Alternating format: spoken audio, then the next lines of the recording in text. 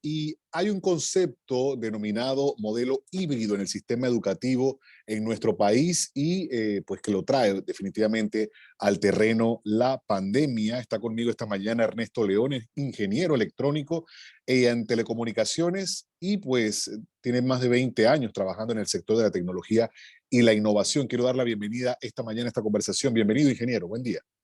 Buen día, Ricardo, y a todos los que nos están escuchando. Feliz día a todos.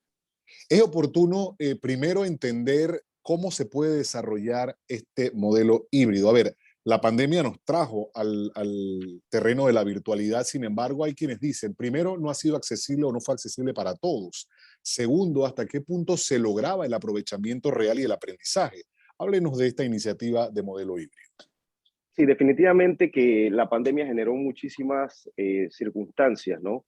Que nos tienen que haber dejado una enseñanza. Bueno, primeramente, que definitivamente teníamos que volver a las aulas de clase. Eso era imperativo, sobre todo no solamente por las condiciones tecnológicas que tiene Panamá, sino también las condiciones sociales. Definitivamente también los niños más pequeños necesitan ese estímulo de estar rodeado de compañeros y es crucial en edades más tempranas.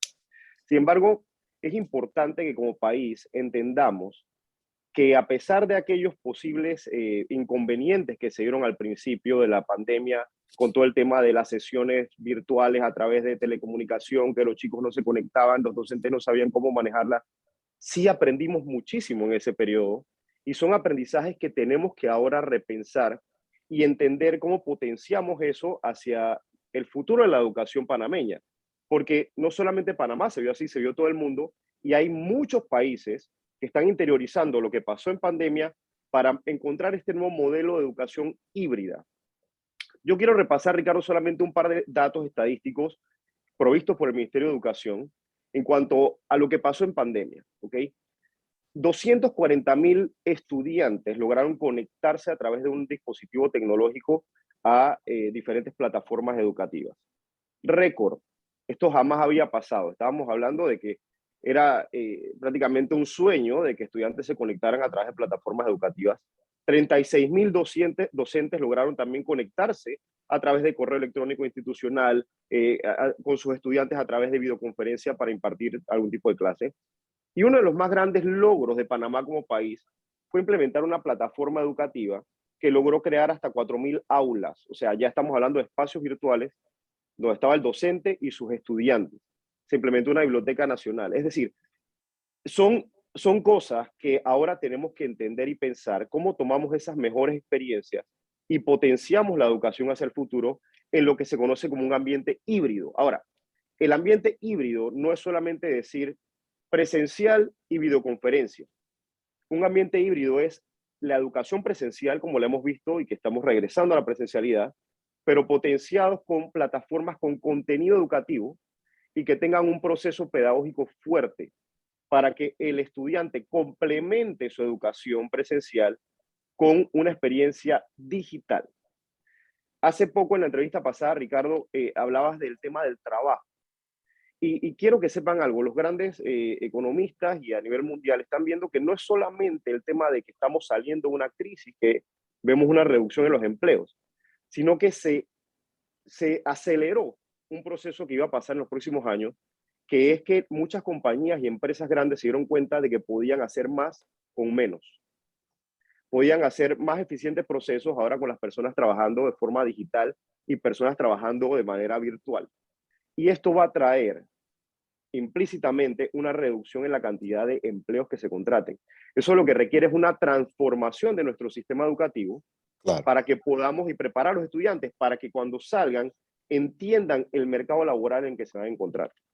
Es sobre todo un desafío para el sistema público que definitivamente debería tomar acciones en función de las prioridades, pero hay quienes dicen, bueno, avanzamos 10 años con un paso tecnológico agigantado porque no era ni siquiera visualizado en los próximos 2 en nuestro país, pero nos atrasamos en materia de aprendizaje. ¿Qué cosas deben procurarse para poder lograr una efectiva implementación de este modelo híbrido en la educación? Definitivamente. Mira, Ricardo, la verdad es que, eh, y yo siempre lo veo como la parábola del náufrago que está pidiendo ayuda y auxilio y que le llega todo, le llega el helicóptero, la lancha y todavía está esperando que se le salve, ¿no?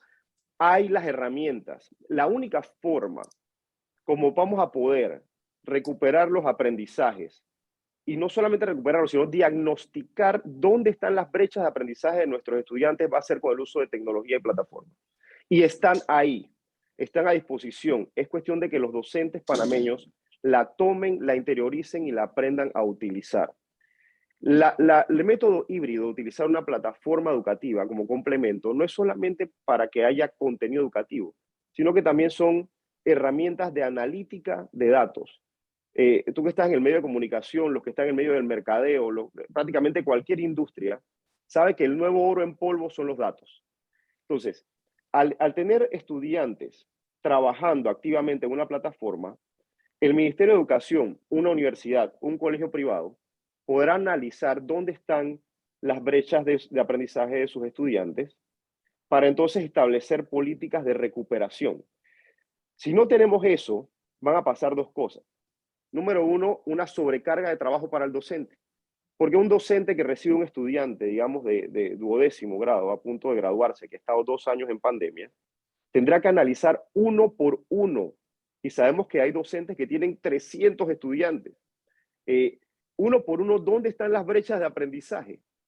Cuando tienes plataformas educativas e implementas un modelo híbrido, el sistema te lo arroja. Te puede diagnosticar dónde están los fallos y te puede tirar estadísticas de cómo ir agrupando a esos estudiantes que tienen las mismas brechas de aprendizaje para recuperación de todo ese, digamos, de todo ese vacío que puede quedar. El aprendizaje híbrido, que es de nuevo la mezcla perfecta entre la presencialidad apoyada en plataformas educativas, no tiene límites de usuarios, nos da resiliencia. Ni Dios quiera volvamos a pasar por algo como esto, pero como país tenemos que entender que debemos implementar estas plataformas, nuestros docentes deben estar preparados para usarlas, nuestros estudiantes deben estar preparados para usarlas, para que no nos tome desprevenidos otro suceso como este. Y no hablemos de pandemia, hablemos de una inundación, un desastre natural. Mira, tú pasas por Paitilla ahora y tú de nuevo ves 9, 10 de la mañana estudiantes saliendo de las escuelas. ¿Qué habrá en masa? ¿Qué habrá pasado? El profesor se enfermó, ahí acabamos de escuchar a la ministra, dice que hay casos de COVID con docentes, o simplemente se interrumpieron las clases por algún motivo. Todo eso se va sumando a fin de año y lo que crea son brechas de aprendizaje. Cuando tienes un modelo híbrido, tú mandas al estudiante a que haga su trabajo de manera asincrónica en una plataforma y utilizas el tiempo en clase para discusión, para hacer trabajo en equipo, para reforzar conocimiento. Y esa es la educación hacia el futuro. Eso es lo que están haciendo nuestros vecinos. Colombia, México, Costa Rica, Chile, Claro. Uruguay, están avanzando fuertemente en esta modalidad de aprendizaje y nosotros lo que no podemos hacer, lo que no puede pasar, Ricardo, es que volvamos a lo mismo, porque lo mismo antes de la pandemia no estaba bien. Entonces, usemos lo que aprendimos, usemos los recursos que se están dando, que están dando las autoridades del Ministerio de Educación, para avanzar y llevar esta educación hacia un modelo más sostenible y resiliente hacia el futuro. ¿De quién en ese sentido depende que se aproveche? Porque, a ver, iba a preguntar acerca de en qué posición nos encontramos en comparación a otros países de la región, pero acabas de hacer más o menos esa explicación. Pero ¿quiénes toman estas decisiones? ¿Es desde las autoridades de educación? ¿Es a través de la iniciativa de los propios padres de familia? O sea, ¿quiénes son los tomadores o el sector privado quizá? Mira, el Ministerio de Educación es el regente de la educación nacional. Y el Ministerio de Educación ha puesto a disposición herramientas muy valiosas para el sistema educativo, herramientas digitales, como la plataforma Esther, como una biblioteca digital nacional, en la cual todos los estudiantes y docentes tienen acceso, ¿ok? Es una plataforma que está construyendo contenido y que le va a quedar al país contenido propiedad del país. Eso es algo que hay que valorar y hay que utilizar. Sin embargo, la semana pasada se aprobó y fue sancionada por el presidente de la República una ley que es la 294. Esa ley establece los lineamientos generales para las políticas públicas educativas dirigidas a la transformación digital de la educación. Y esto pareciera ser una luz al final del camino porque ya establece, digamos, normativas que impulsan que se creen nuevos modelos flexibles de educación. Por ejemplo, ¿qué pasa con los estudiantes que están en la comarca, que el río se creció y que no pudo no pudieron ir a la escuela, o estudiantes que están enfermos en hospitales, digamos, larga estancia en un hospital, que lo que hagan a través de plataformas sea válido, ¿ok? Eso antes no estaba normado. Hacia eso vamos. Proveer infraestructura ya por ley, que las escuelas tengan que tener internet, que tengan que haber dispositivos para los estudiantes. La parte de formación docente en habilidades digitales también lo regula la ley. Que se fortalezca el currículum y que haya una política de evaluación continua. ¿Okay? Esta ley está sancionada, ahora la clave es que se implemente bien y que se despolitice. ¿Okay? Entonces, esto digamos que va a crear un clima en la educación pública hacia la digitalización, la modernización, la desmonetización y la democratización educativa, que a eso tenemos que apuntar a nivel público.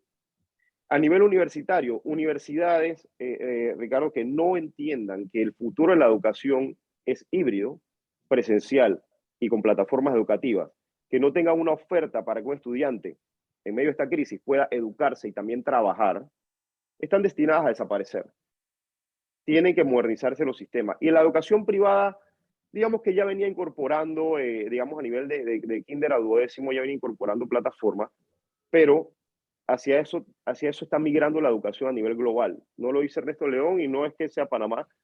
A nivel global estamos entrando en esos modelos flexibles, híbridos de aprendizaje y no podemos quedarnos atrás. Bien, definitivamente interesante, pues no solamente conocer acerca de esta modalidad de aprendizaje, sino también de cómo, de hacer una evaluación de cómo estamos a nivel de país y pues también la región acerca de este modelo híbrido de educación. Queremos agradecerte la oportunidad de esta conversación, Ernesto, y pues más adelante poder de alguna manera hacer otro balance de cómo hemos avanzado en realidad y si se aprovechó esta oportunidad de oro que pues de alguna manera nos propició la pandemia.